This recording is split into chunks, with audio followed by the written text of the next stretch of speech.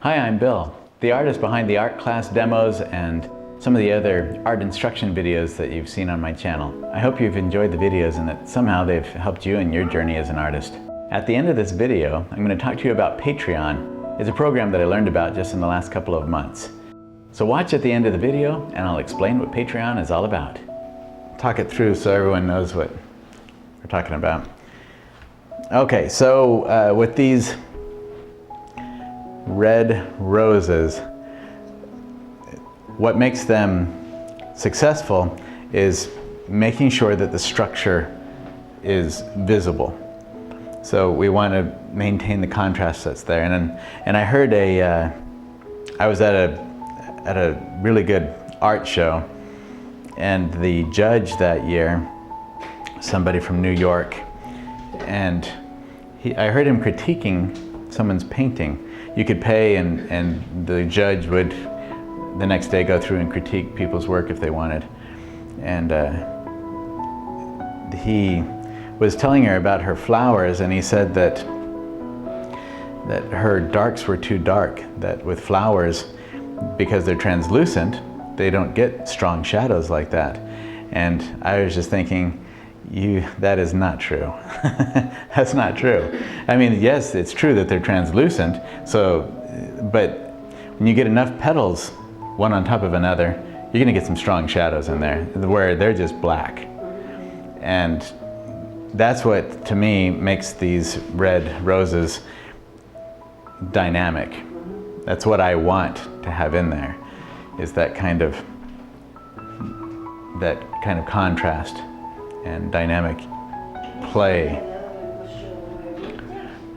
So you can come as close as you want to. You don't have to be too far back. All right, so let's see. First I want to determine my sky. I want to have, because the red roses are on the darker side, I like to have a real bright sky behind it to illuminate it.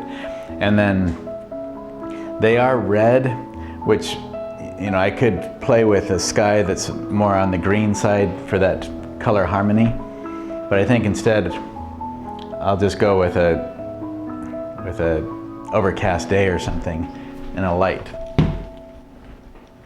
sky. Mosquitoes. Okay, we're not supposed to have to deal with mosquitoes when we're not painting on location. I guess we have to deal with that forever.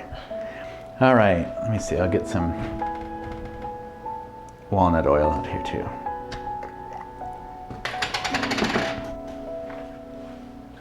Mosquitoes are the state bird in Louisiana. That's all right.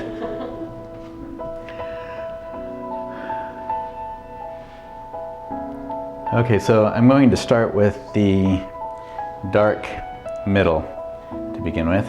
I'm taking alizarin crimson, transparent earth red, and ultramarine blue. Makes a great dark, especially for these red roses. It's a ultramarine blue. It's a nice warm dark. And I'm not doing it on the black side, I'm doing it more on the reddish brown side of dark.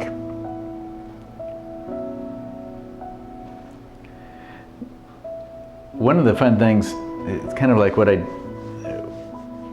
project that we did in college, where we took a big 50-gallon trash drum and then put a plastic bag in it, but filled it with water, and then took different colors of spray paint, sprayed it on top of the water.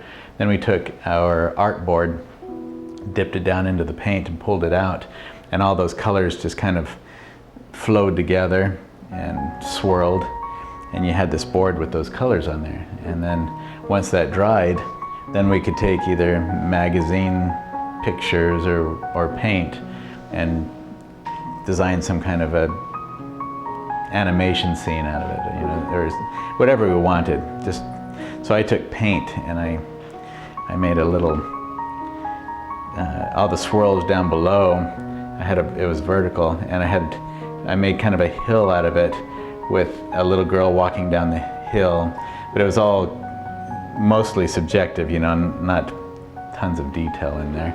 And then kind of like she was in the clouds, so that there was, it's almost like it was a dream, a child's dream, with a sailboat and a castle, the way you build those, and play with those when you're a kid.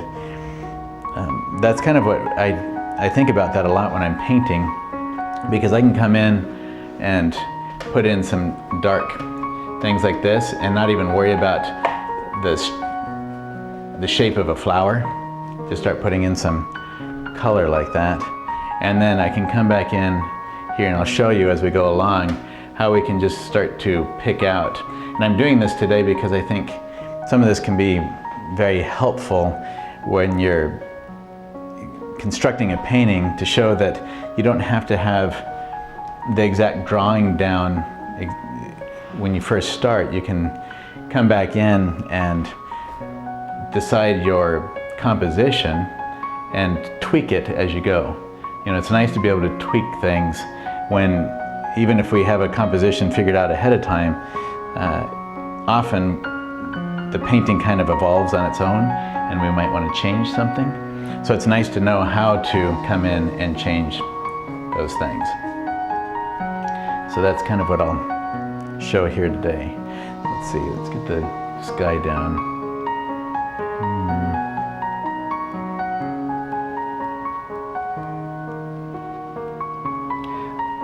I like the warm sky, but I think having just kind of a hazy, overcast day that's a little bit cooler will be a nice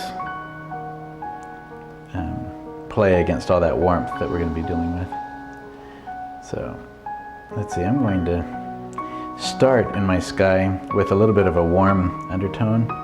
So I'm going to take the transparent earth orange, put that up in the sky and kind of wipe it down, and then put a blue on top of that, a light blue, and that can, the light blue will still help us to have a cool sky comparative to the flowers, but this yellow underneath will help to warm up that sky a bit.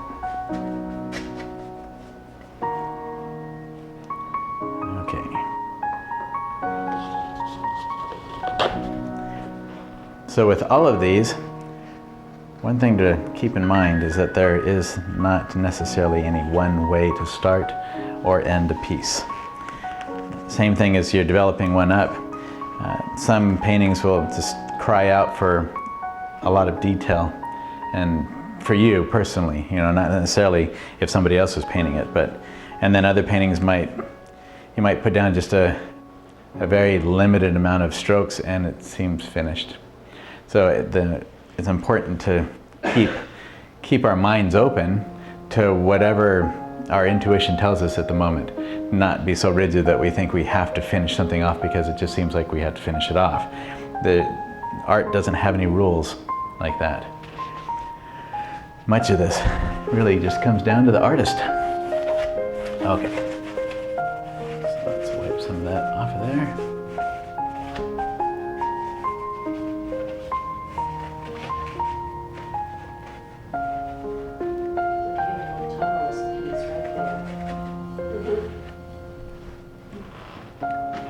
That's right. It's fun to play at the very beginning, especially when we're not too concerned about the overall drawing, getting things exactly where they're supposed to be. And that's one of the fun things part of the reason I love to do flowers and landscape. With all the training I had doing figurative work, it's much more rigid, and I'm more spontaneous than that. So I like that I can just come in and play with landscapes and flowers and move them around and change a limb here and there, and it doesn't look like I've done some weird amputation to the figure. It's all perfectly acceptable. No one accuses me of being a mad scientist if I do. All right.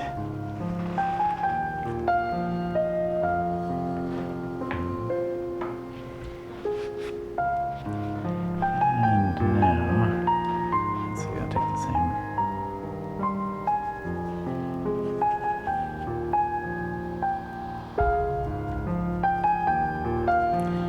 like to get big enough, especially when I'm dealing, I probably won't use all this paint obviously for the sky, but I like to have plenty of it so I can play with it. And it's a lot easier to have, we're a lot better off having too big of a pile and wasting a little bit of paint than to have to keep coming in and trying to get the same color that we wanted before. So that's why we have big piles of paint all around on our palette as well. Did Steve happen to show you a picture of the tribal bird he put on our fence? Yes, that was fun. I want to drive by and see that. Yeah, it's really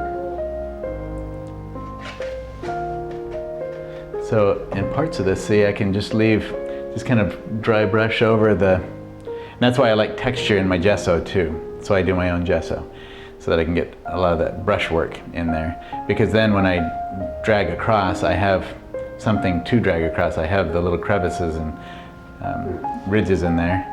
And I can leave, as you can see, a lot of that yellow underneath and still have a fairly blue sky that we're dealing with. When you say gesso, what exactly do you mean? I'm talking about the primer that I put down, the acrylic gesso. That's what I use. This one. Now someone, Gesso. Oh, okay. Like the colors you just poured also, or? No, this, just this. Oh, okay. so, and that's one of those things in art that change all the time, it seems like. Back in the 90s, I used to use an oil primer with gesso and oil gesso, but oil primer. Gesso, that's kind of one of those conflicted words, because gesso can also mean the plaster gesso that they use in the that they used to use, centuries ago. It's a very dry, it's a very absorbent ground, and I've used some of it. I don't like it because I like to be able to come in and wipe something off if I want and get back down to the white of the panel. But with the absorbent true gessos, it's not like that. It really takes in the stain of the paint, and then you can't get it out of there. And they're kind of tacky to work on. Not tacky as in like a glue, but as in the brush doesn't want to flow nice and easily, just slide across the panel. So when I started straying away from stretched canvases to the hard wood panels back in the 90s, that's one of the things I like about the panels is, first of all, no matter where I put my brush, I'm getting the same reaction. Whether it's in this corner, in the middle, wherever I put it, I get the same pressure reaction all over it. With a canvas, it can vary depending on how close you get to the stretcher bars. So I like that uniformity. And then, I can really do some fun stuff manipulating the gesso, to get something like all of this right here. This already feels, some of these where the gesso is thicker and has more ridges, that already feels like some kind of a branch or a twig or something out in nature. And I can play with that. Sometimes they can also get in the way. I might have, a sky, and then there's something like that going across it, and it doesn't look natural either.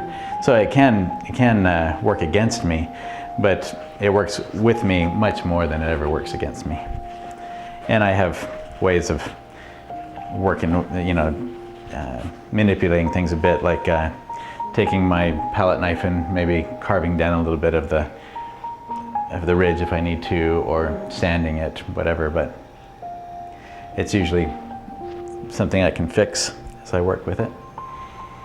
So the pros definitely outweigh the cons that way. All right, so now we have, you can see this kind of having just that warm undertone and then putting the blue on top.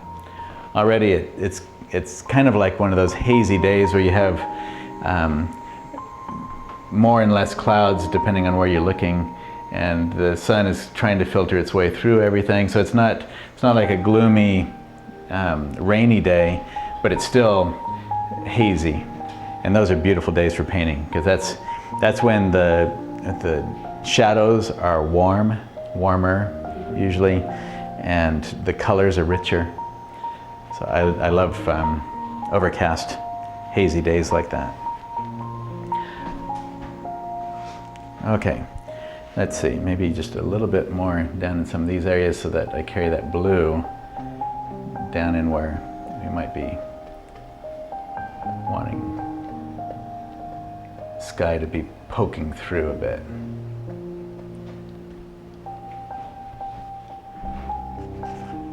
All right, and then I'll have plenty here later as well for that to use when I need to. Plenty of paint left over. Okay, so now we'll get into picking out some of the structure of the flowers.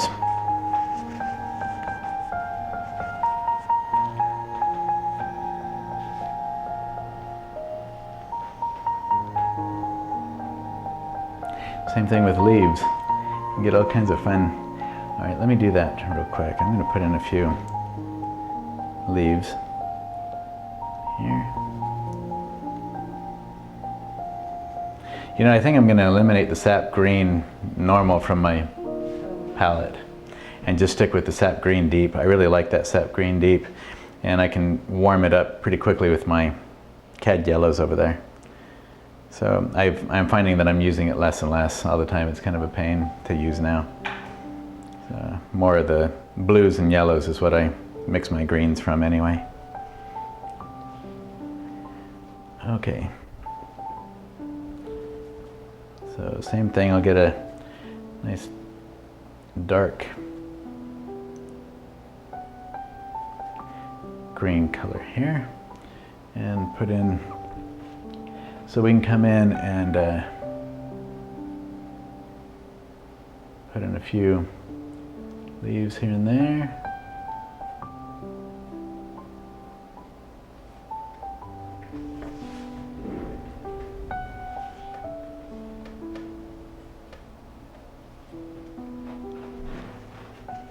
Now that's where I've got to watch when I'm doing the blacks on top of where I've used white. I have to be very careful because, you know, I'll start pulling that down in.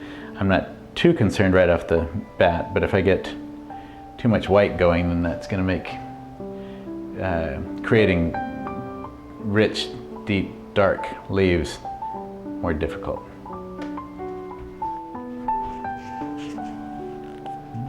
Actually, I'm going to eliminate that one because that's not where I want a leaf anyway.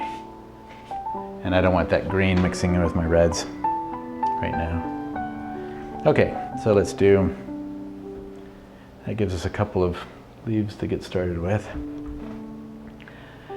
So let's do a rose.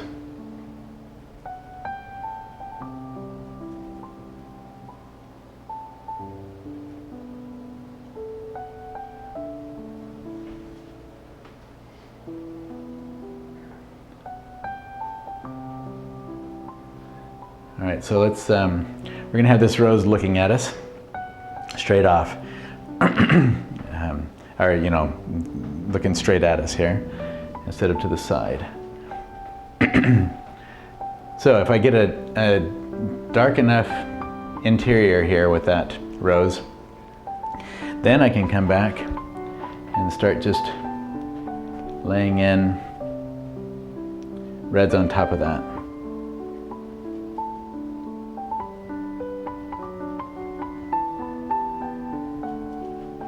I'll start with more of a medium value red to begin, and then we'll save our real light red highlights for the end.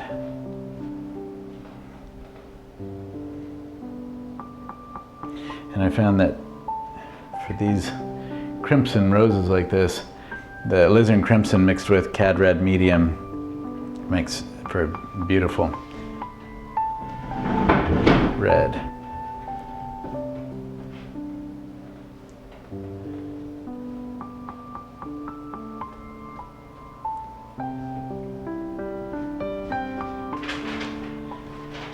So the most important thing to think about when we're doing this, once we have our color established, that we want is to think about how we want our rose structured.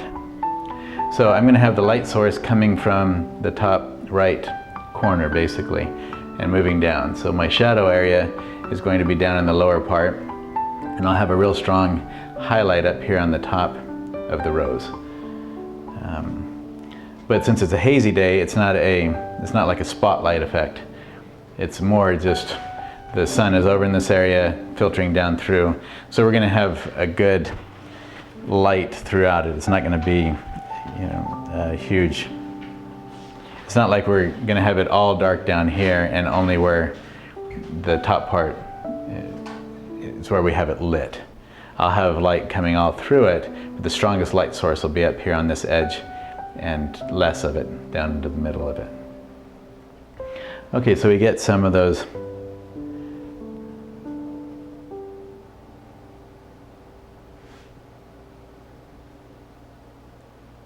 get some petals.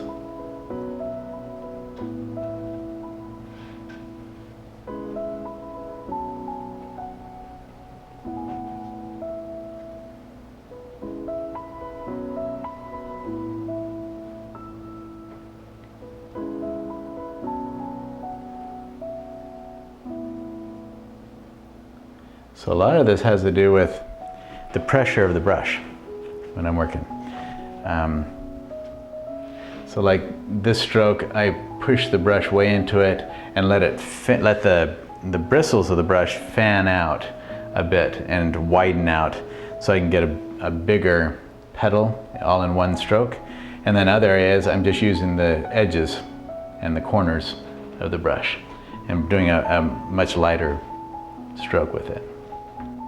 So now I'll start to lighten up this color a bit and get some of that light filtering in here. Cad red light.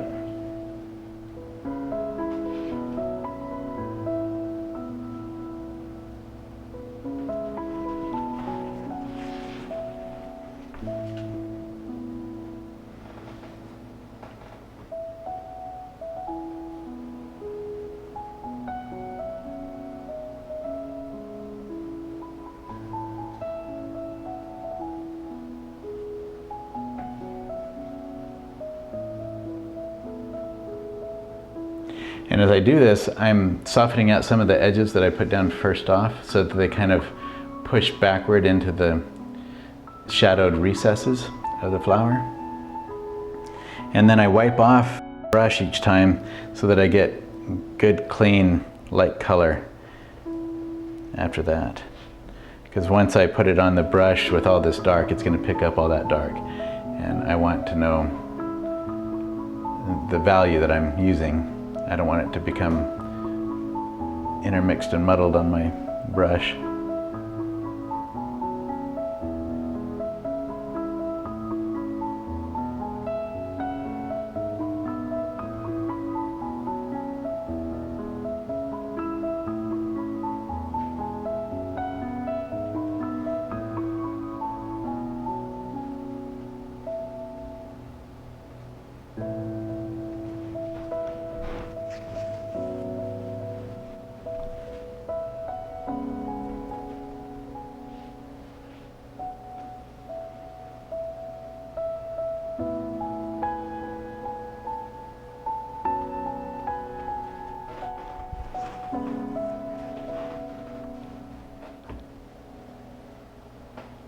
And then another thing I think about is that some areas I'm going to leave very hard edged, like that right there where I put my brush edge down and then put the paint down in one movement and keep that edge hard.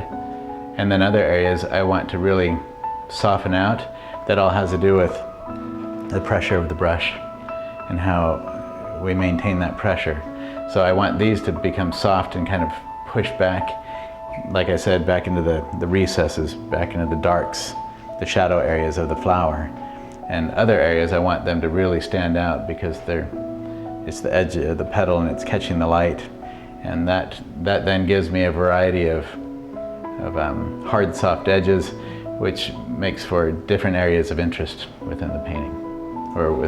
And I can do that throughout the painting and throughout an individual object in the painting. So then I can come in and start placing some reds. Not all these flowers are going to be detailed out the same as another. I might have just a couple of flowers in here that are highly detailed, and a lot of other flowers that have very minimal treatment. That way we have lost and found subjects within the piece. And that helps the viewer to not concentrate or get overwhelmed by too much detail and wondering, where am I supposed to look? It's the same thing when we're looking at a landscape or anything else. Whenever we're looking around us, we don't see everything in the same amount of detail all at once. That's not the way our brains process it. So same thing when we're creating a painting. We have one or maybe a couple of areas of more centralized interest and focus, and then the rest of it is just supposed to be complementary to that. It helps to support those areas of interest while not being boring themselves. We want every bit of it to be enticing for the viewer, but not to overwhelm the viewer with, where on earth am I supposed to look now? You know, how am I supposed to look at all this important stuff all at the same time? All right. So you decide that in the beginning, which ones you're going to be your focal? Sometimes. Yeah. It depends on, like right now, I'm kind of playing with things just to show you how we can play and not have to be so determined and rigid. But often we want to have as good an idea as possible about where we're going with something, because it saves us from fidgeting and moving things around too much. You know, if we don't have a kind of an idea of where we're going, then we might place a flower up here and realize, oh, that doesn't work at all, and then want to take it out, and then it creates a lot of problems for us, because, you know, much of what I'm doing with this sky is a gentle, quick lay-in of colors. And if I go in and disrupt that, then I have to put in a lot more work to get the same fresh feeling from it that I got originally. And so if I can avoid that, that's good. But at the same time, you know, I can look at this and say, well, here's this area right here. What can I make out of it? You know, come in and look at a dark pattern there and put a highlight on it, and suddenly we have the beginnings of a rose. But that rose might just have one area of petals that starts to come forward, and the rest of it is all pushed into the shadows. You know, so I can also come in and take greens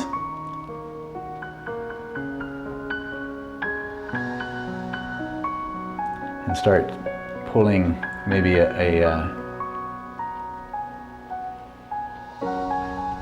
leaf on top of that. And so that's what's causing it to be in the shadow, you know, to not come out as much.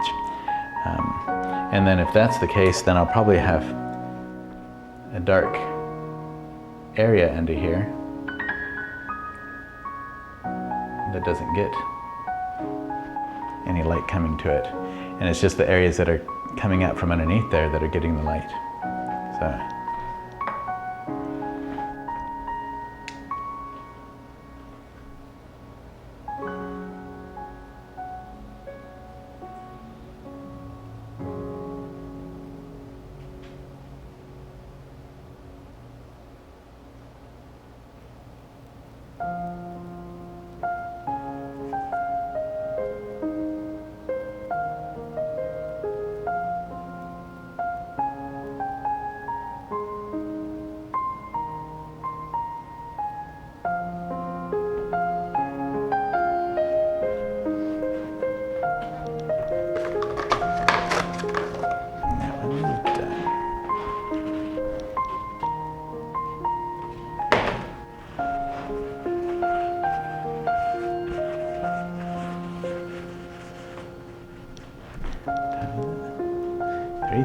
So I better finish up here and something so you guys can play too. All right. For your Christmas, whatever, Pedal?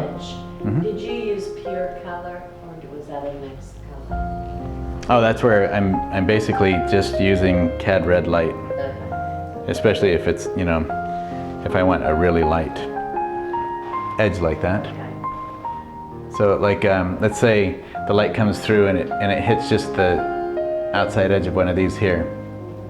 Just put a little bit of real pure color on there, and that'll really pop that edge out of there.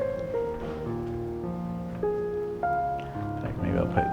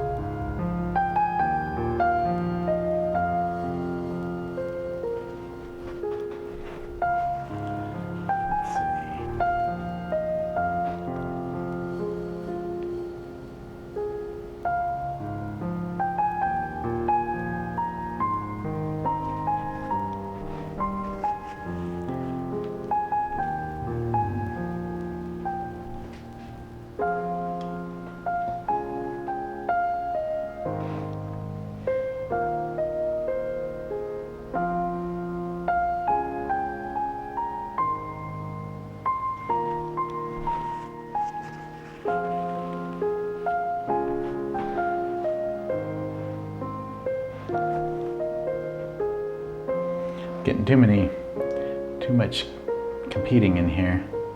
Need to get some of my darks back in there. Too many petals going kind of like around in a circle competing with each other. All right.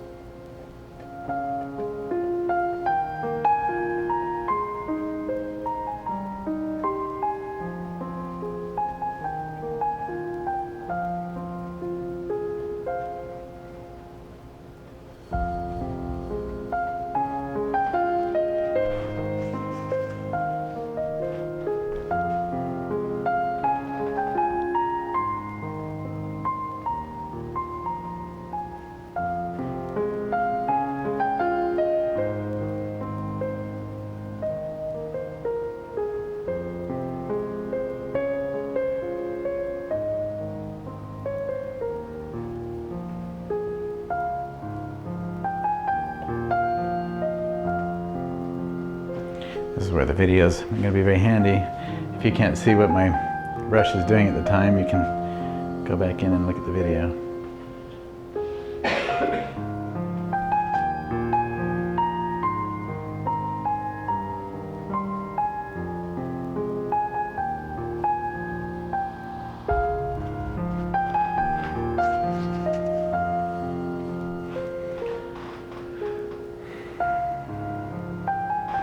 Okay, let's see. Are you looking at more than one reference photo? Yeah, I'm just kind of looking at them a little bit, not in a way to copy them, but to kind of give me an idea of some rose shapes, patterns, and then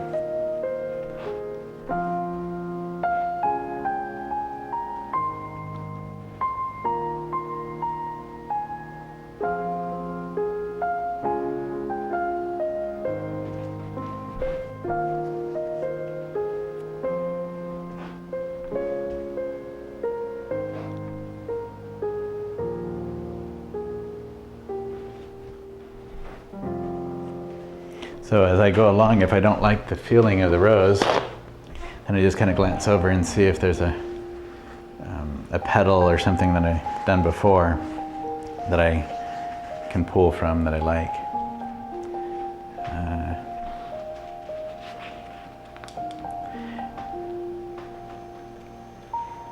Okay, so then we can take, let's say, some of these leaves. Let me show you how to form out.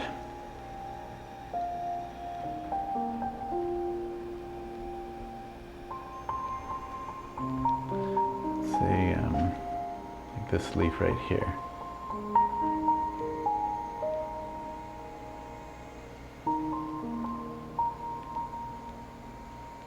As if it's coming from under the flower and coming on top of this flower here.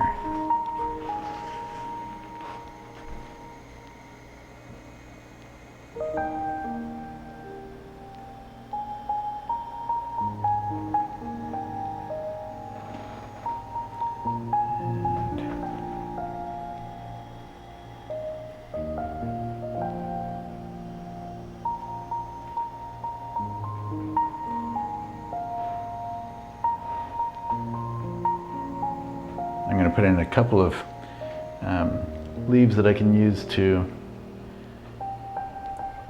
show you how to make them a little bit three-dimensional fairly quickly. Okay, I picked up white. Let's see. Okay, so a couple more.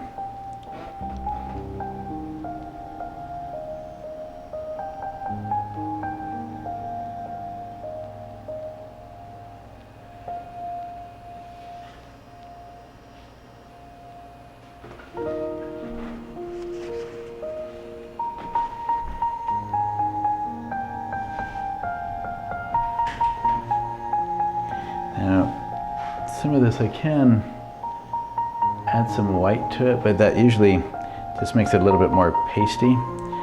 It takes away the warmth of the cad red light. So I just now put a little bit of white in there to see what that does to the color. Usually, rather than making it lighter, it makes it more pasty, like it dulls the brilliant warmth that we get with the cad red light. So instead of that, usually I'll come in with, if I want that light to stand out more, I'll come in with something darker and put a darker shadow near it instead. So like,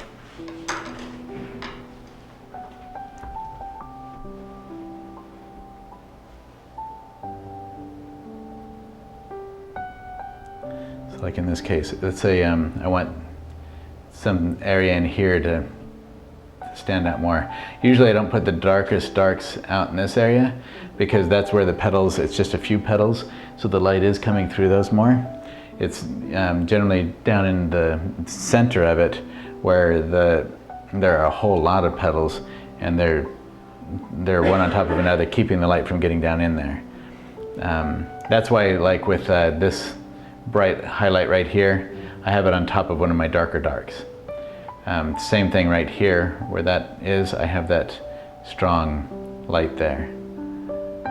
And that's the same where I put in this leaf right here. You know, I have, that helps to push that forward some. Now one way that we can make these darkest darks really hold as really dark darks is to take these other, some of the dark areas that we have out here and make them not so dark by coming in with a little bit more of a medium value in this area.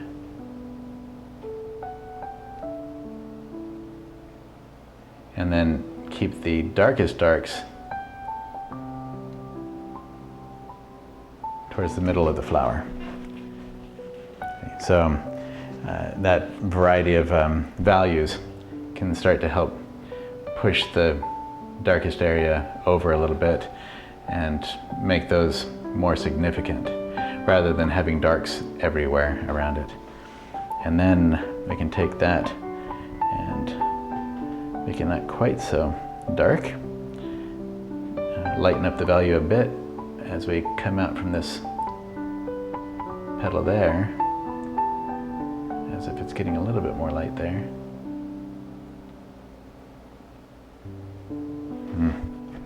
And I took away all my middle value. Let's see.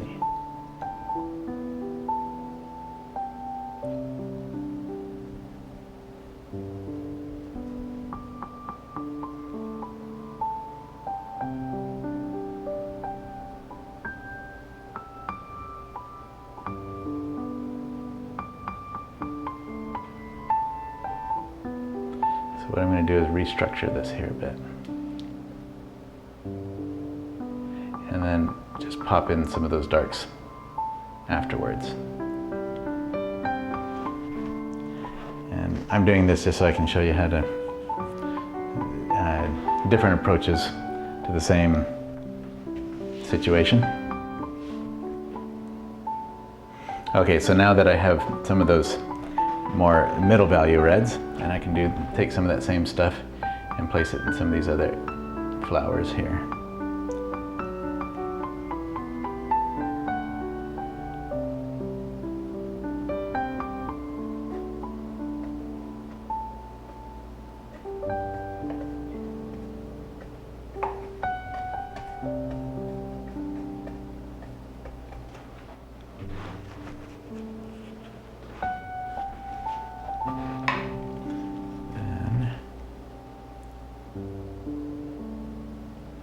So if we want that same bright highlight right there, we can just come in and pop it back on there.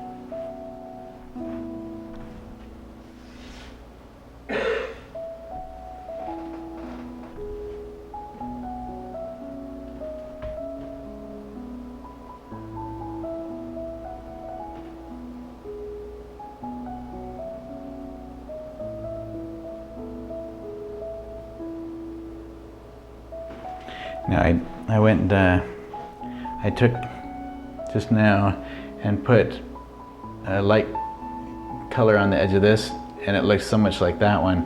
I didn't want to get a pattern going in there, repetition right there. So, you know, a lot of this is about like when a petal twists and turns a little bit in there as they come in towards the center.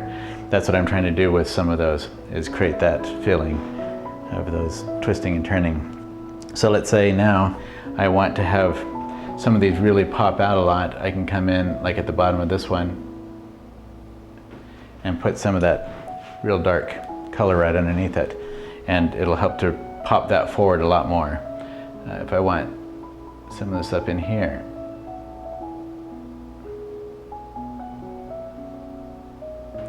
then I can just come back in and put some of that dark color back in there.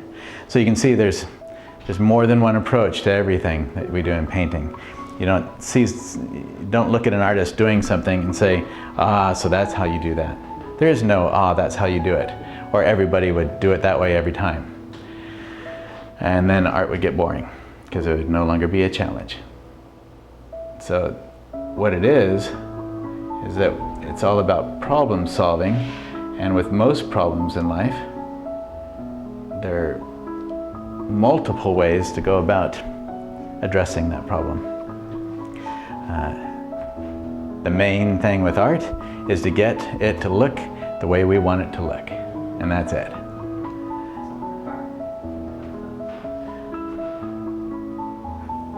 Okay, let's see. So right now that one doesn't really have a great structure. I'll have to play with that some, because right now it just kind of feels like a amorphous mass, just kind of, I'm not really sure what it's supposed to be yet. But let me show you here some of the things we can do with leaves as well. So we get these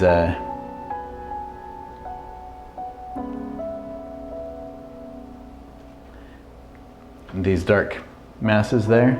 We could have, like with this, decide that the light is just kind of filtering down and just kind of catch the very outside of that leaf, like that. And then we have a highlight, and suddenly it's starting to take on a three-dimensional form. So then we can take that same color, come in and place a leaf that is catching the full light hitting on it. So this one's kind of turned away from the light, and this one is flattened out and the light is all coming down on top of it.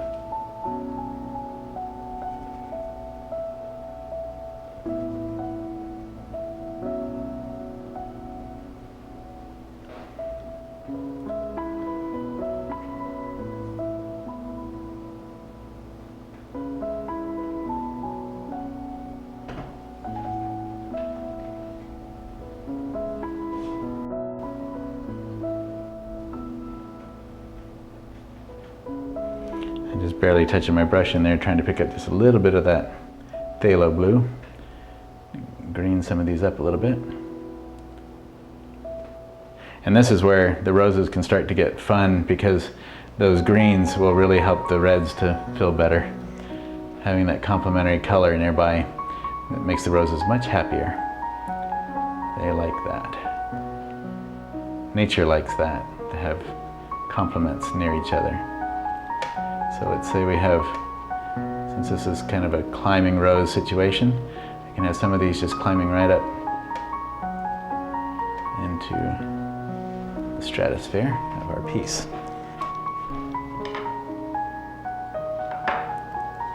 Get my hands a little more manageable. Having 8 brushes in my hand gets more complicated.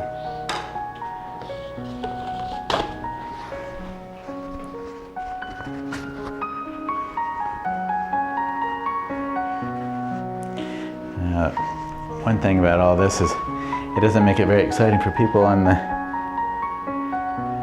that watch this afterwards, because there's so much downtime when I'm talking to you guys, but that's why they need to be here in the class.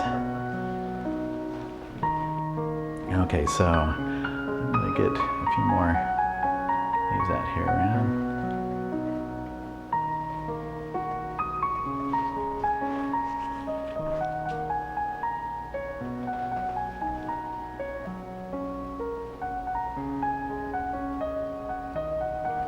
So a lot of this is just about deciding what would be fun compositionally.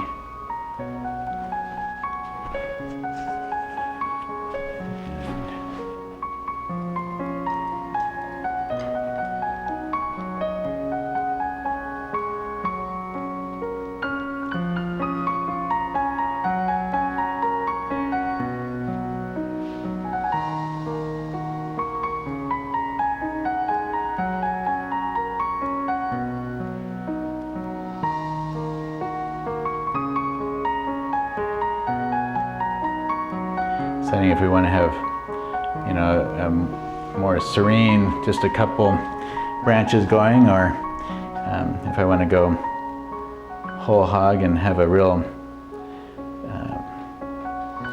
fun jungle feeling to it, you know, with branches kind of going everywhere. And I like both, depending on my mood at the time, I guess. Not really sure what makes the difference.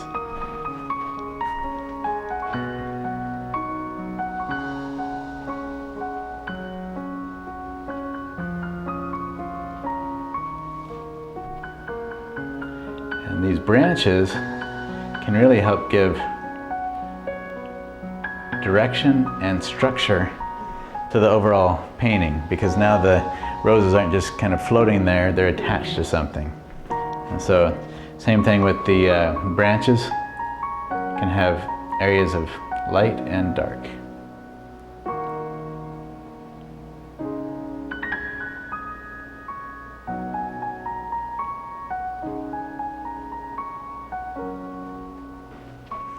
And with these branches, these are an important element in a painting for me to decide where I want the viewer's eyes to roam. So I can use these pretty readily to determine direction.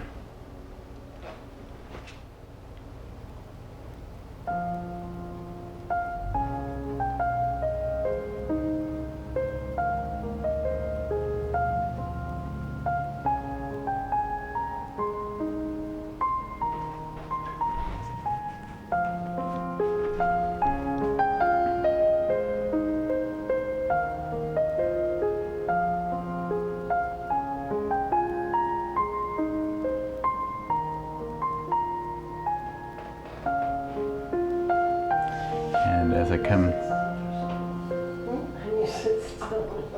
I'm over here. get Nancy. How will you deal with the dark leaves? Okay, so some of those I want to use as contrasting elements within the piece, just so that I have, depending on how much, how exciting or dramatic, I want the interplay to be in there. I can, if I want it to be more of a, especially since we don't, it's supposed to be a little bit of a kind of a hazy day, then the darks aren't necessarily going to be super strong. But you can still have some really strong darks out there even on a hazy day. But since a lot of these leaves will be out here, towards where there's not much that's going to create that kind of a shadow, then I can take these darks and tone them down some. And just use a portion of that dark. It's like that. Let's say that way we're saying that part of it's twisting under and then not getting as much light as another part. And I can take and maybe put a highlight in here somewhere.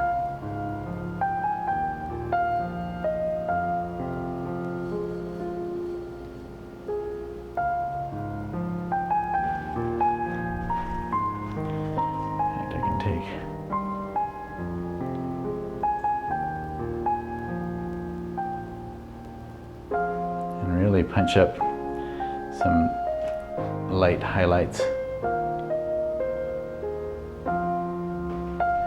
on the edges of it, and then take and say that a portion of this is really turning itself up into the light. Actually, I don't want to use that brush though.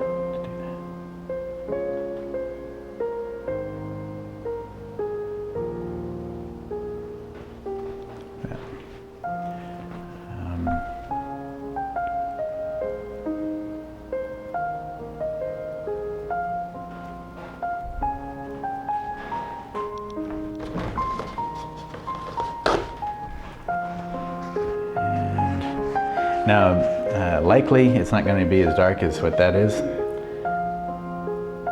even though I can leave it like that if I want to. I'll take, and I'm going to cool that a bit, I think,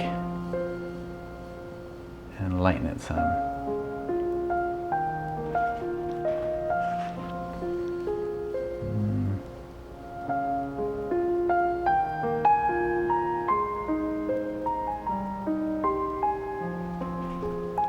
So we can do all kinds of things with light and value, and let's see.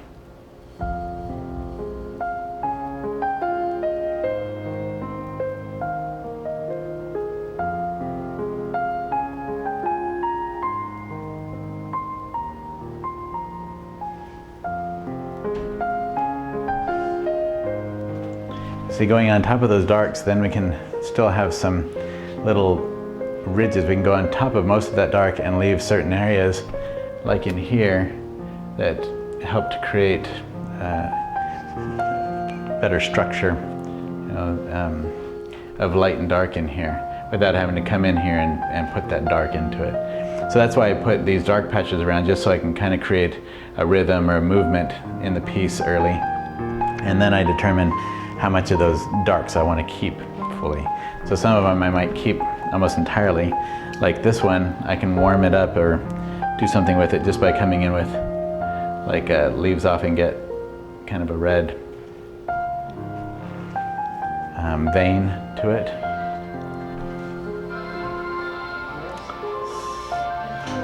Somebody's being summoned.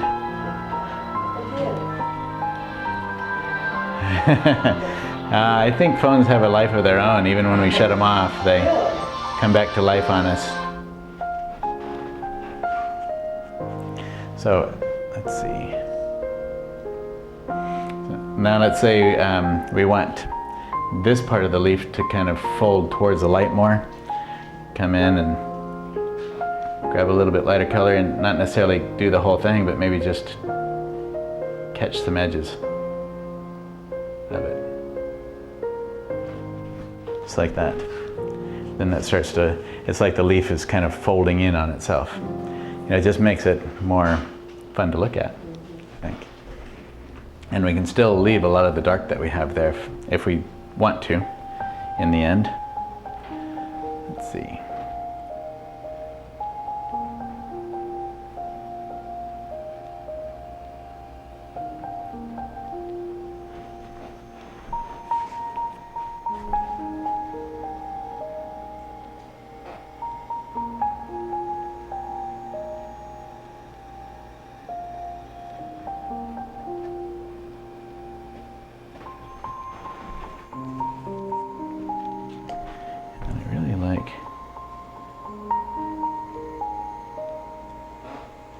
Color here.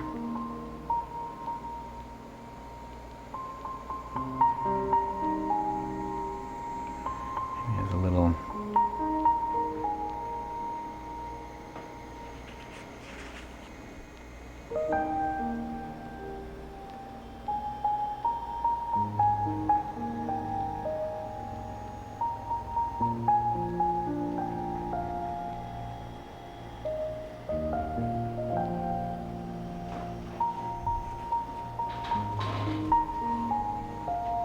and like this part right here, if I decide I don't really like it coming that strongly into the center of the piece, I can come back in with some of my sky color and just kind of fade it off into the distance, going over the top of it, as if it's there, but it's way off.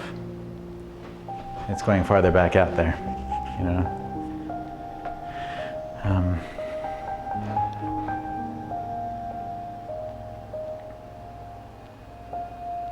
Good way too to break up some edges, soften some edges as we go out.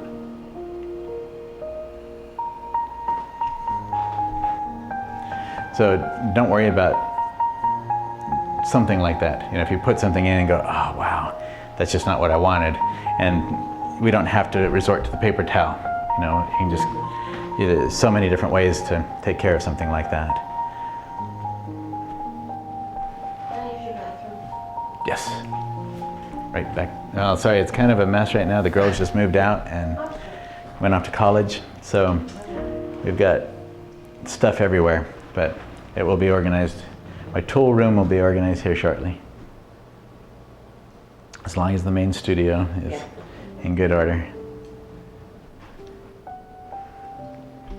So are you going to just define the one large rose? So that would be the focal, and the rest we assume and know are roses, but not... No, by the time I finish the whole piece, I'll have at least probably more like 3 roses that I really delve into. In this size, this 12 by 16 size, I'll have probably at least the 3 roses that I'll work on. And I might take some buds, put them up this direction. I don't know yet. I kind of like just the green and blue play up here. But for now I wanted to do 1 rose just so you could kind of get an idea of how to work them out and go, you know, a couple of directions with them. But in the end I'll put more than that.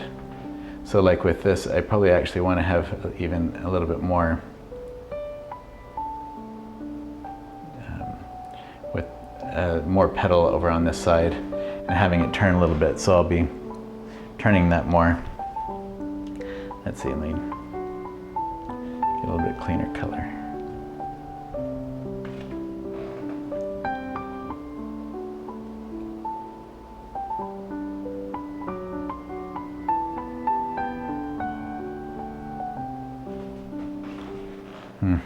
That's certainly not it yet, but it'll get there. And that's how it goes. I have to play with these things sometimes. Once in a while, a rose will just, I put down a few strokes and think, all right, wow, that one's done. It just works. Yeah. And then other times I'll have to wipe off and start over a rose 3 or 4 times because it just doesn't quite work. I think it's almost there and then suddenly it's not. And that's, roses are, there's nothing easy about them. They're supposed to be simple, but that's why I like doing them.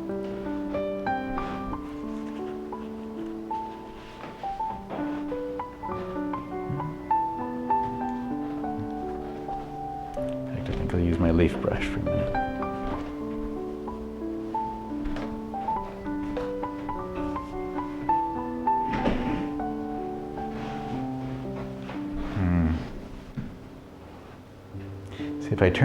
If I bring a petal out that far and turn it down, I almost have to get rid of a lot of the stuff down here and really start to turn it. So I think I brought that down a little bit too far for what I need. So I'm going to push that back up again.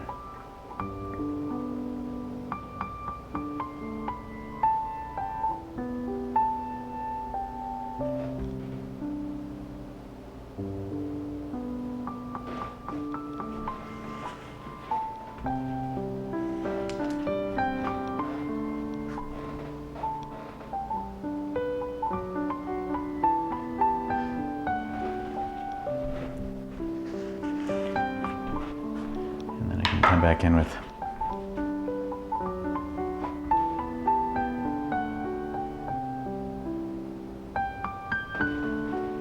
some of the darks.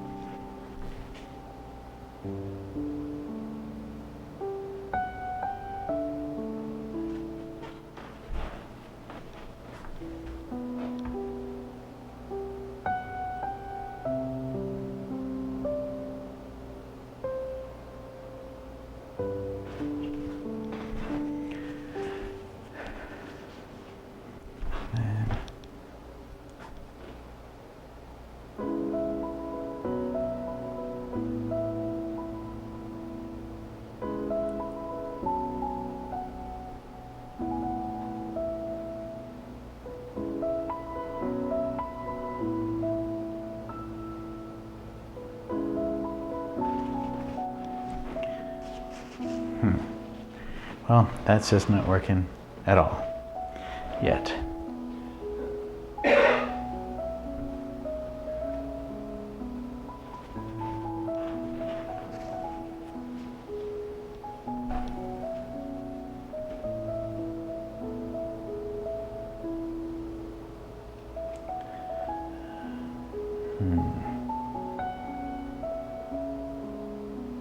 Getting more apprehensive about doing this one.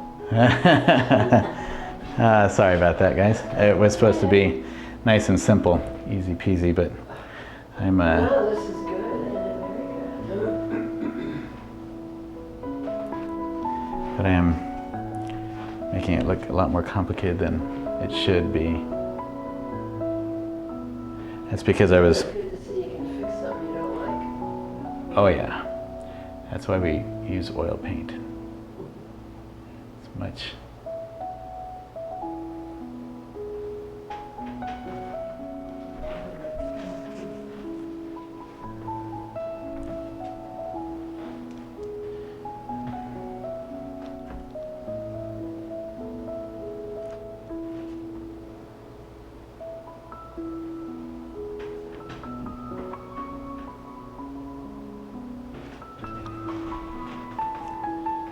every time I carry that line across, it breaks it. So that line right there disrupts the flow of the flower. So I need to get rid of that. And let me see. Maybe a little more of just the inside curlier petals in there. And that's too light.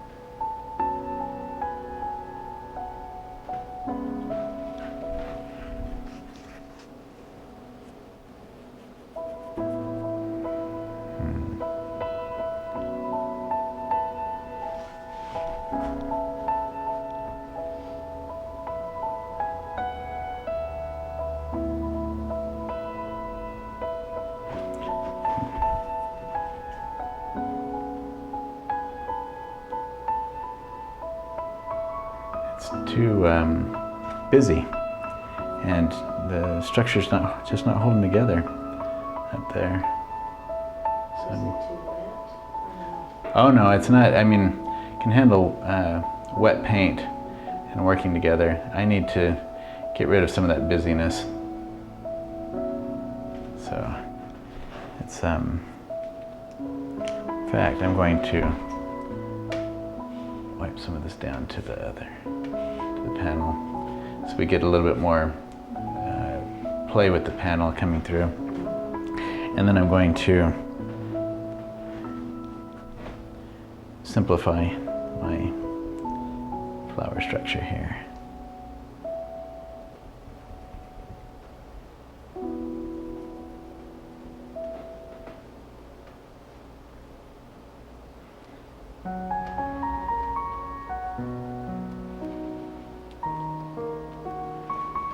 That already feels better. Just even when you wiped that away, I think did it. Yeah, it was getting too clumsy, and I thought we wiped ourselves off on you. not at all. You guys do a great job. Okay, so that was a good exercise in how things can go seriously awry. So now I can come in with a dark and really punctuate that inner mass maybe.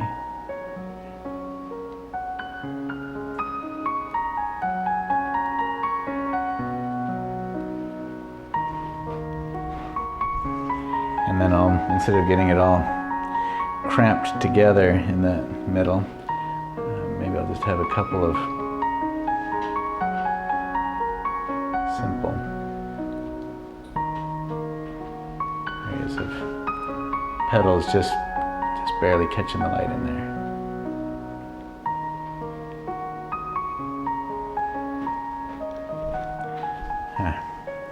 All right, so that's a much nicer feeling rose than that other that we had. Yeah, it's And so that's it. If it's not working, it's not working. And if you play with it a little bit and it's still not working, best way to deal with that is just to start over again. But you notice I didn't wipe off the whole rose, which was very helpful because now I like this. Now it feels like the rose is flaring out and open and happy. And in here I was just getting it way too complicated, and I was muddling up my thinking and my rose. Okay. Now, if we did that sort of thing everywhere, then that rose would then lose its effect too. So it's not like it works for one, so it's going to work for all. You know, we just All right, but that's probably enough for you guys to at least get started painting here and try some. And if you want, while you're working, I can work on this some more. So at least you have more once you get home and you have the video. And then as you have questions, just let me know and I can come around and help you with those things. But this gives you a good area to start with. And then I can just kind of guide you a little bit as you go along. I'll just continue to watch everybody. Oh, you don't have I fun? love it. I'm just loving my foot. All right. How about you, Jean? Do you want to get started painting? Well, it's have- 20 after 4. Is it really? 4:18. Oh boy. That was awesome. That was. Really? Well, Do you want me to continue with this through the rest of the Sure. day? I think so. Yeah. Okay. I think that. Can certainly do that.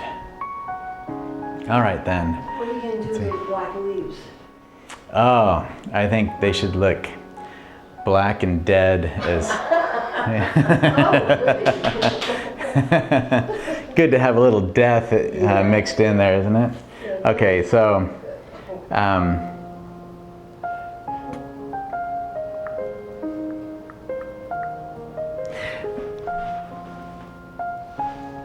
with some paintings, I like a lot of this because that unfinished feeling, because it gives it a little bit of a spontaneous, sketchy feel to it. And other times, if I leave that sort of thing, it feels like, oh, he didn't finish the painting. So it really, there's no set pattern to how I approach that. I'll see as I go along with the painting if those feel too unfinished.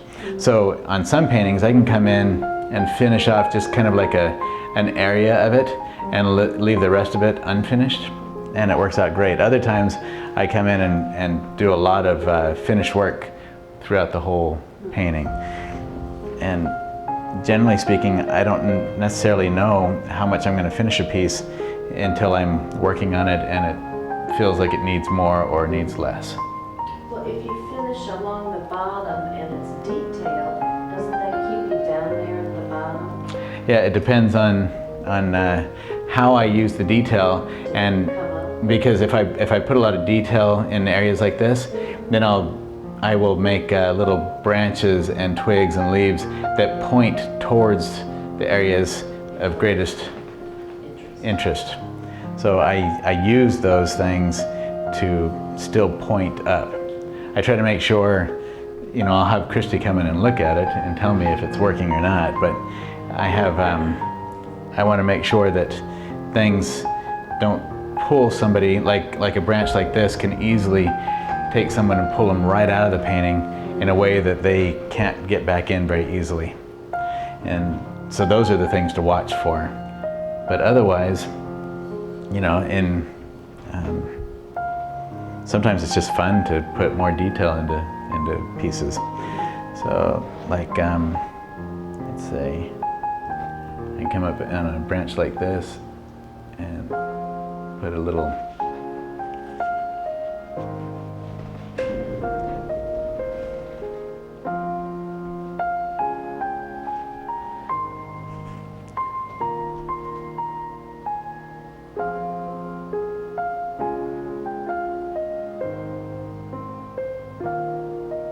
and then maybe I'll do something that looks like it's really catching the light and pop just a little spot out like that. And then, let's say, take maybe some darker green, lay it in here. I didn't catch it the first time. And start to create a three-dimensional quality to the leaf that way.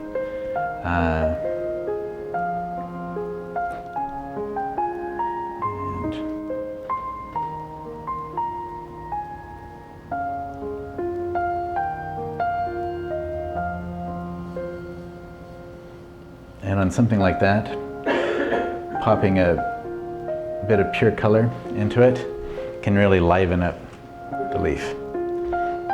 Just like And sometimes I can just grab pure cadmium orange or whatever and place it in there and really punch up the interest, make it more fun for the viewer to look at. So I can do that sort of thing, and I like that bit of thick paint that's right there, right on the side of where I placed that darker accent. Then I can also come in with a bit of light color out here on the edge of that leaf and really start to pull that edge around towards the viewer. Now if I want that edge to go away from the viewer, then I can take some darker color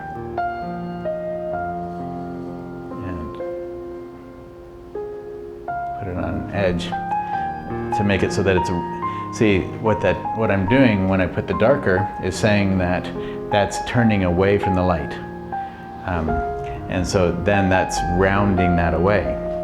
So where I have the bright highlight means it's turning towards my light source, and so it's getting full effect from the light.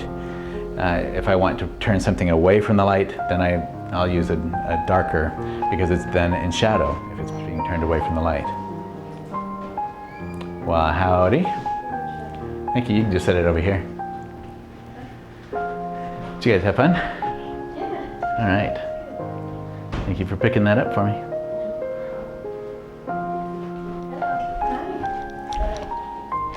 Pull that out of there.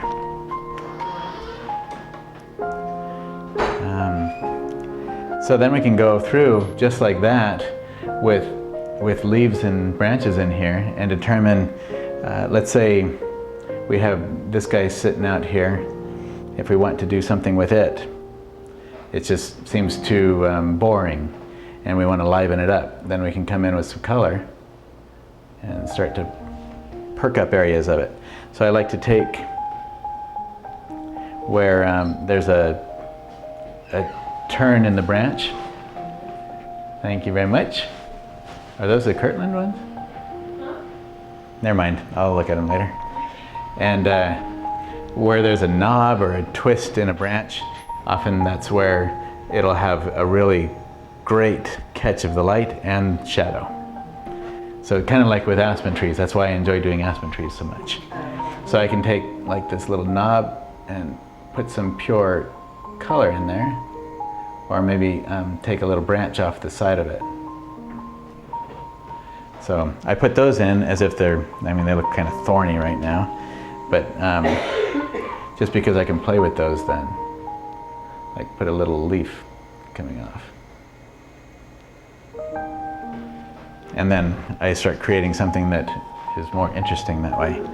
Now of course those are kind of obnoxious sitting out there, but I can tone them down or spruce them up even within those little leaves that are in there. You know, I can put in just some pure cad yellow or cad yellow medium or cad light or whatever, just by itself, and have shadow area and light area. With these orange areas, I can come in with something a little darker right behind it, and then it will really help to pop that pure bit of color forward. You know, and then that then becomes much more exciting to look at than what was there before. All right, so this is kind of ending over here. I have to decide whether how I want it to come through here. I don't want two parallel lines kind of coming down like railroad tracks. So I'll try to probably twist that a little bit and change its direction. And we don't have to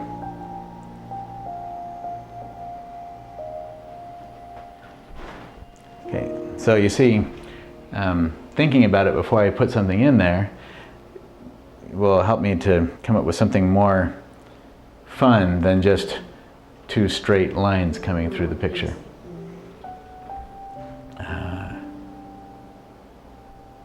And then I want to determine the overall how is my branch going to come through the piece or itself. So I can take and maybe create a dark, maybe I can push this rose back underneath by taking the rose branch or stem right over the top of it. And then suddenly that rose is then behind and therefore is going to be more in shadow. See, and then I can come on top with maybe a leaf or something. That's how the overlap is one of the techniques for creating depth, creating the perception of depth.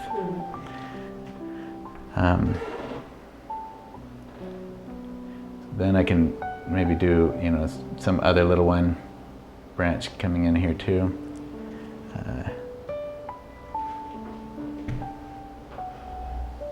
I can really utilize an area that's lighter like this by putting something dark over the top of it, like this one over here. I can come in and place a little branch like that, and then we know that that's a patch of sky back behind everything that's happening in the painting. Now, I was putting some of those in just to show you how to do dark flourishes and that sort of thing, but already I'm starting to get too many of those things going in the same kind of direction. So I don't like that. So I can just come in and tone down something here and there. It's not something to get overwrought about. I can easily take them out without having to necessarily wipe them out with a paper towel or something. That's why keeping everything kind of loose and fluid in the beginning allows us to play and manipulate the scene as we go along.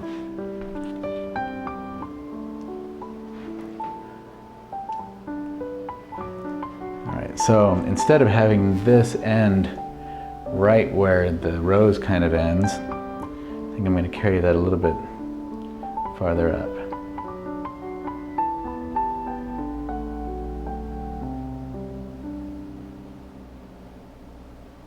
Not necessarily straight over.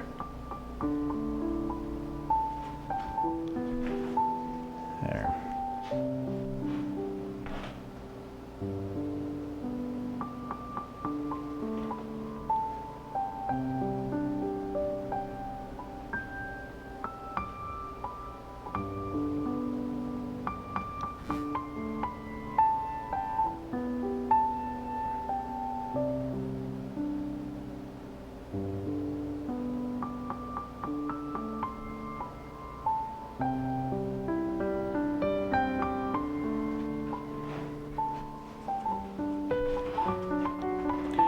So I pull colors from each area into something else, and that helps to create kind of a harmony throughout the piece if we have those same colors working throughout instead of isolated into certain sections. Now,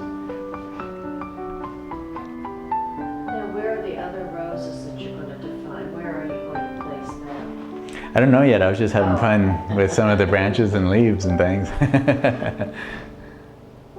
So I wasn't too concerned about it yet, but I suppose for the purposes of teaching you guys, I probably should be.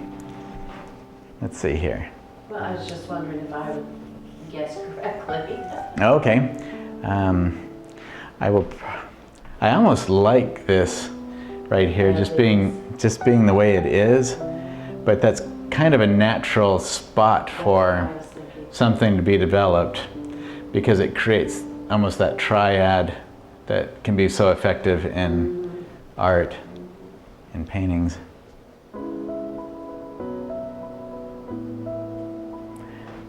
But I can maybe develop that up without losing what I like about this here already.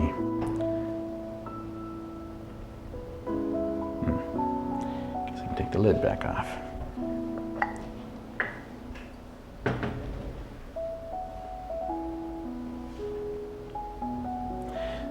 I don't use medium a whole lot like the walnut oil here, but once in a while, especially when I'm doing some of these petals, if I want it to be a little bit more fluid, my CAD red light is a little bit stiff. So just to make it a little bit more fluid, I'll put some in there. All right, so then I want to get a really good idea of where I'm going with this before I put anything down, because I don't want to lose that.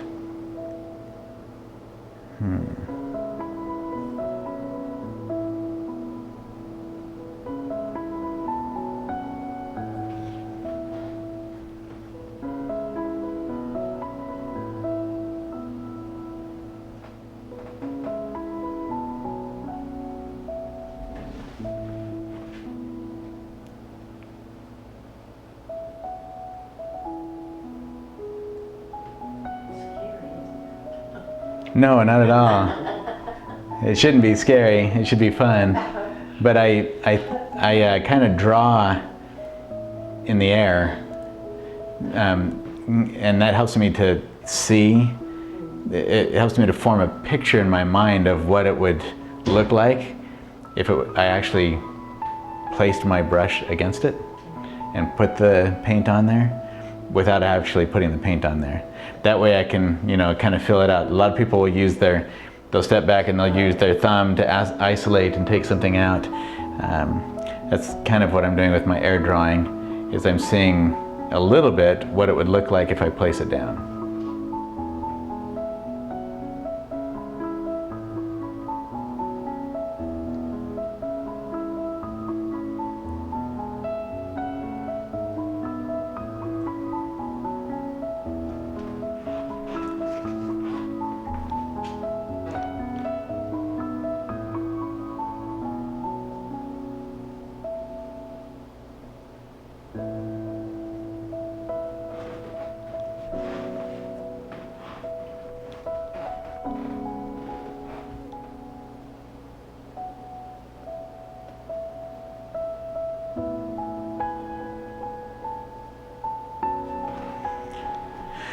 So what I'm thinking with this rose is, rather than having it seem straight on at us like the rose up here, having it as if it's being kind of pushed around a bit by some of the leaves and the way twigs are growing, and how maybe it grew against a branch and is being pushed differently than what it might normally be pushed. So just to see how far I can go with that and keep some of this that way, the way that I have it originally. Now I could probably come in.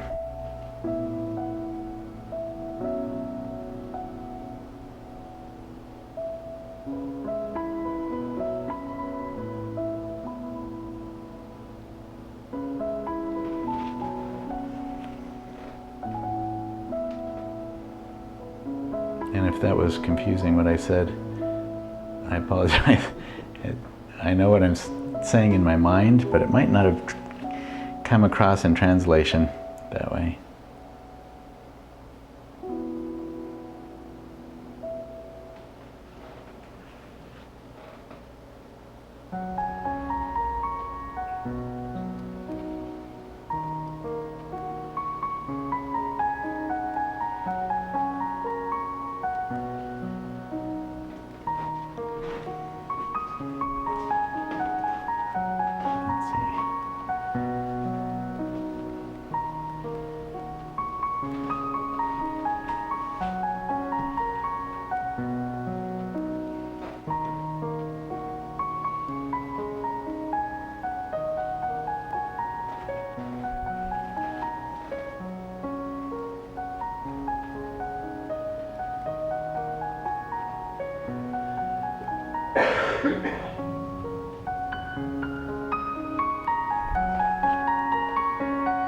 Alright, I'm going to try to use some white here and get an edge that really pops forward.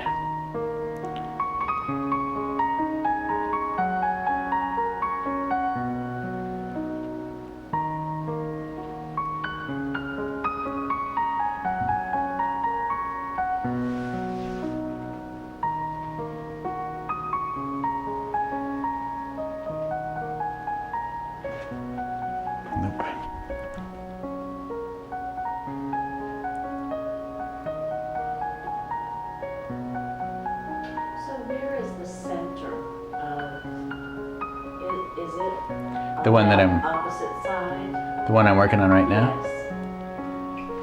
I don't know. That's what I'm trying to work out right now. Okay. Yeah, I'm trying to decide how I can turn this into something that actually feels like a rose in there and still have all that fun Or it could be like work. the back of Yeah, it could be. center. That's true. I could, I was thinking if I took,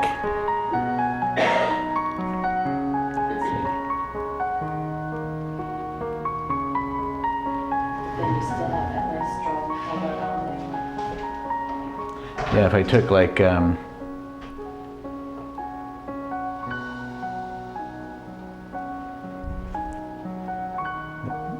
the back, that structure, and attach it like that sort of thing, then we don't have to look into the center of the flower. That's a good idea, thank you. Because then, That shall sign my name. yes, I'm gonna have to credit this Jean and Bill. And then I can take and catch the light on the tips of some of those.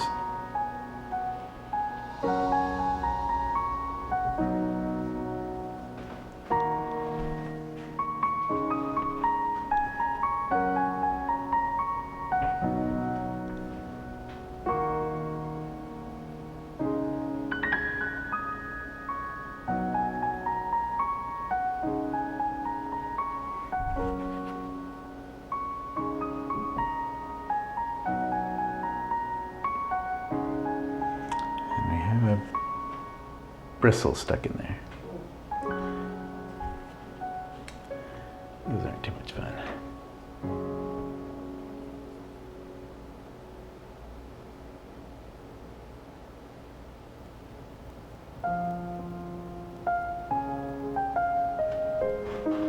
There we go. So there is what I'm talking about with, you don't have to have this light going all the way up the branch. You can be more subtle than that. You know, just a little stroke at the end tells somebody that there's something there, and then they can see kind of a subtlety. Now sometimes we can get too subtle and it just blends in and gets lost.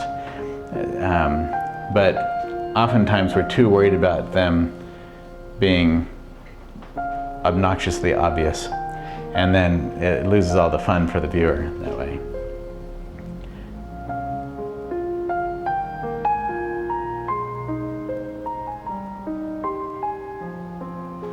So when you see me flicking the brush around, you know, when I do something, it's because oftentimes I'm disrupting an edge.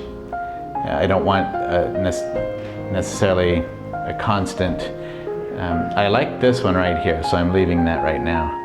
But often, like here, I might want to come in and disrupt the edge, just so that it has that lost and found feeling out there. Would you do that also with a shape? If you didn't like a shape or... In fact, I was just at a show, the Quest for the West down in Indianapolis, and I was looking at George Hallmark. He's an excellent artist. He has a tendency, he has kind of I don't want to call it a trick, but it is something he uses repeatedly with his edges. He'll take a light color, like if he's on a building or something, or maybe on a branch, he'll take light and pull it like that. And you'll see these, what he's doing is he's getting that New Mexico bright, clear air, sunshine, and having it bounce off of objects out there. And in this case, that's not nearly as bright as what he might have it on there. And it's just a real soft brush stroke coming up, but what he's doing is he's catching how the heat just kind of floats in the air there. Like when you're going down on a highway in the desert, and sometimes it looks like the highway just disappears because those heat waves are doing stuff. That's how he's capturing that little heat wave, I think, or the light bouncing off without without being too obnoxious about it, you know. He'll pull light off of the edge of a building or something like that, and that's how he breaks up oftentimes his edges. So there's so many, you know, ways to approach something like that. But breaking up edges is really important to get a more naturalistic, fluid feeling to a painting. Edge quality is something that generally separates whether a painting is successful or not from one that is a disaster. I want to stay away from anything that feels stiff, and that's how I do a lot of that. It's just by breaking up my edges, a lot of the dry edges. You know, I can take a twig, like something like in here, just like this. Let's take, for example, this dark one right here that I put in. It wasn't just a fluid straight line, same pressure, same width, thickness all the way across. And you notice it starts off darker here where it begins, and then softens out and loses a lot of that dark value as it gets out towards the edge of that twig. Well, I do that deliberately. I start with my glop of paint on the end of my brush and pull it with the majority of the paint leaving the brush at the beginning, and then lessen the pressure as I get out towards the edge, and at the same time I have less paint on my brush, and that helps create that softer, less punctuated or contrasting part at the end. I do that throughout the painting, like this stem right here. If you look at it closely, you'll see a lot of the blue of the sky kind of poking through right in the middle of that stem. Well, now obviously in real life, you're not going to have a stem that's going to have a bunch of holes in the middle of it with the sky poking through it. But in a painting, in order to make that one feel like it's farther away from us than the ones that are closer to us, I can have a lot of that, just kind of dry brush it, letting the bristles of the brush break up that branch enough that some of the sky comes through there. Well, out in nature, that's going to happen to a degree. Maybe not as in such an exaggerated form as what I'll put in a painting, but it does happen. The farther away branches get, the less detail you can see, because the atmosphere starts to intermingle with it. All the little pieces of dust and moisture that are floating in the air are catching the light, and that's creating little bits of what looks like sky almost, because that's what creates the sky, is light, right? So we have that, the farther away we get, the more of that is occurring. And that then grays down or blues down or lightens whatever it is that we see in the distance. That's why things become more blue as they go away from us. So if I break up that and let some of that sky come through, then it just naturally pulls that away from us farther, makes it so that I have then depth in my painting. And so just like this, pulling some of that sky color that we took and pulling it across there, it's the same concept. I'm then making it so that this isn't so important to look at. It's not telling everybody, hey, look at me. It's saying, hey, I'm here, but I'm kind of living in my own little space out here. You don't have to pay as much attention to me as you do to this area over here that's much stronger and more solid feeling, okay? Alrighty. So now this, I don't know that I have to do really anything else to that, because it kind of resolves itself with that little turning it away from us. All right, I like that idea a lot.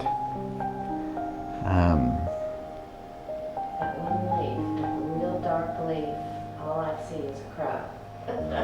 Where's this at? That guy up there?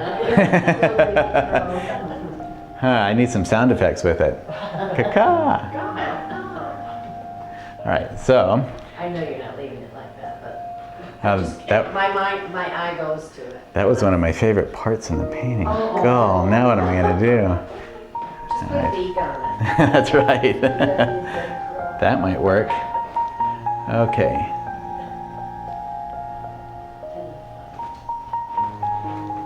There, all fixed. I need to grab some more paper towels. Fortunately, that's what they just brought in here. Oh, those are the Vivas? Yeah, I guess I can use that, but I'm almost feeling like I don't ever, just because Shame. They changed their. they were traitors to the cause here. I just don't want to use them at all anymore. But it's all right, as long as I'm not putting them against the panel, we should be okay. All right, so now you see, with just what I did there, I have the texture of the gesso coming in, and then that seems like that little middle stem part of the structure of the leaf. I always, I studied all those structures and I always forget them. So then, let's say this part out here, we want to start pushing away from us, as if the leaf is starting out strong here and then turning towards the sky and away from us. Then I can come in and maybe take just a little bit of that green, or maybe add the blue to it, and come in and overlay the top of that and start to push that back away from us, fuzz it out. Let's see. I don't necessarily like what I just did there. So then I'm going to grab a little bit of color over here, and I'm going to create a leaf behind that leaf and say that doesn't actually exist by itself there, as if there's a grouping of leaves. And then I can take that one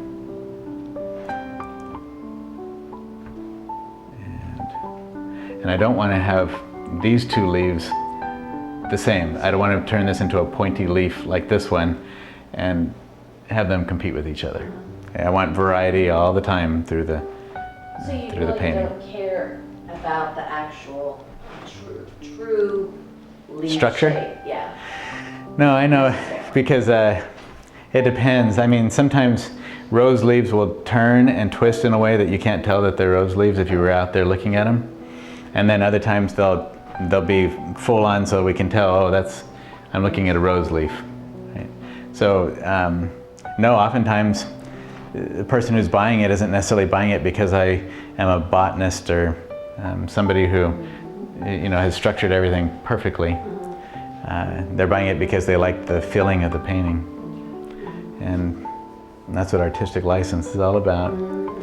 Now, other times, I did have someone with my hollyhocks that said, okay, great, those actually look like hollyhocks. Someone else had done something, and he's a gardener. He said they didn't look at all like the flower that the artist was doing. So they really appreciated the fact that my hollyhocks were hollyhocks. But then, of course... Were your leaves hollyhock leaves? Oh, yeah. But then hollyhock leaves are so fun that it's easy to make them look like hollyhock leaves, and so, I mean, it's easy to want to make them look like hollyhock leaves. With this right here, I will want to make some of them look like rose leaves, but not necessarily all of them. So like if you're talking about this one, that's really not a rose leaf pattern or structure to it, then maybe there's some other plant that's growing in there with them. So if I like the leaf and the way it looks, otherwise I could take that leaf and change it. Like, if I like that color overall.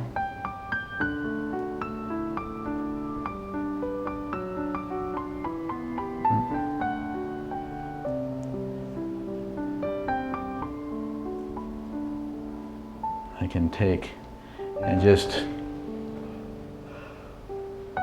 pull out the edge. I need that a lot darker.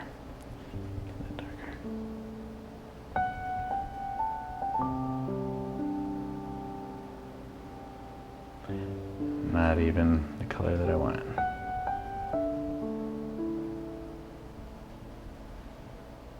Perfect. start turning it into more of an actual rose leaf look, just by, you know, doesn't necessarily make the painting stronger by doing it though. In fact, now I have to then move this over some. So, you know, if you're worried about it looking like a rose leaf, then we can, that's the sort of thing that is easy to do, you know, just by change the layout of it a little bit. And then rose leaves often get that kind of bluish, dusty look to them. So we can, let's say, turn this away from the light a little bit. Like that. And let's see.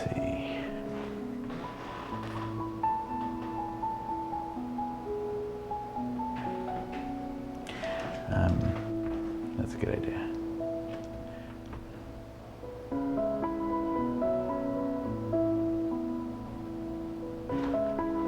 And put kind of like the outside ruffled edge that they can get. You can do that just with a little swirl of the dance of the brush across the edge there. And since that's facing away from the light where this part is,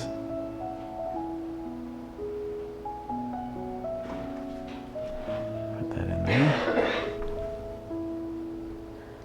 And we can still keep some fun, pure color coming into there again.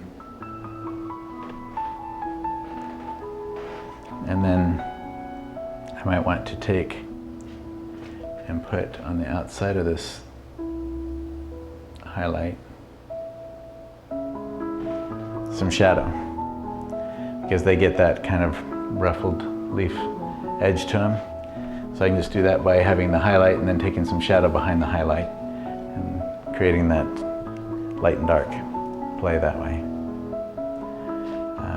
Let's see. But see, now I need, because that's so flat on there and facing is fully, I need then to overlap that with something, because it's too strong by itself up there.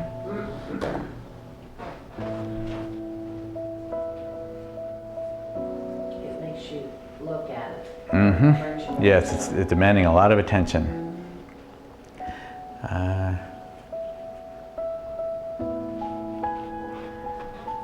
So a couple of things I can do. I kind of like what happened here with the dark and light play, but I could reduce the size of the leaf, although some of those rose leaves get awfully big. And in fact, some rose leaves can get to be, you know, the size of the roses or bigger. So I can take, let's see, a couple of different things. I could either, if I want to pull the attention back to the rose more, I can cut down the size of that leaf. And in fact, one thing we could do is to cut into the sides of it, just like this. Because, you know, often they'll kind of turn themselves an edge up. Just like this. Start to pull more sky into it and turn and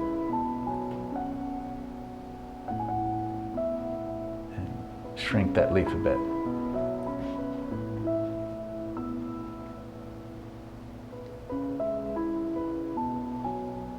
And then kind of pull the colors around it into it some.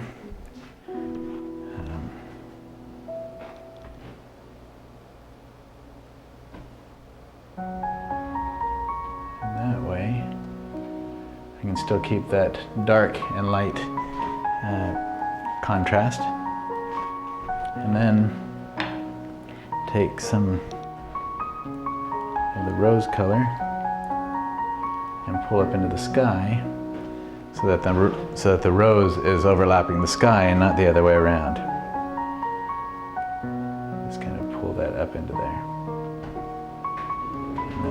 rose takes center stage again. Just like that. Then I'll take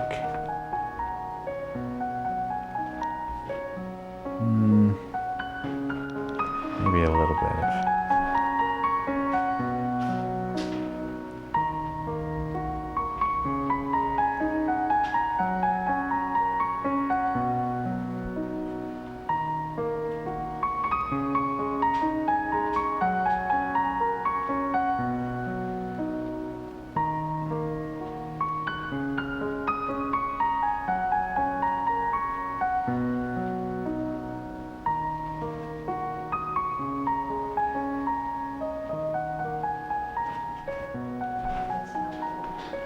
That's helped a lot. All right. See, now I have this tangent of this right here and that. There's like this little teeny little sliver of sky poking through there. Tangents demand attention. So try to get rid of tangents. So one way is to increase the size of the sky between them a bit. Another way is to pull something else of interest across that leaf. Overlap. That's right. Got to show that leaf who's boss. And it's definitely not me.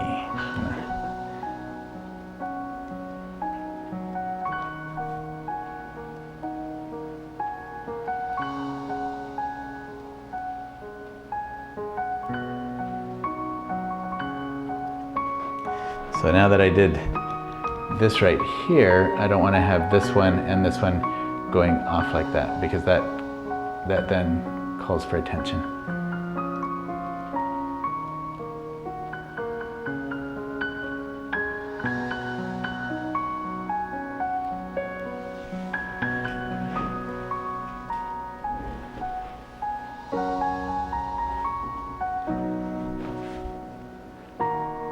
In fact, this leaf is really in an awkward position because it's going up, this is going up. So I almost now need to, because I have that there, have to change the direction of this branch so that it isn't, they're not both taking us up towards the top and out of the painting. So I have to decide now if I want to keep that leaf in there or get rid of Do you it. like that leaf? Yes, well, that's why no single element in a painting is more important than all the other elements.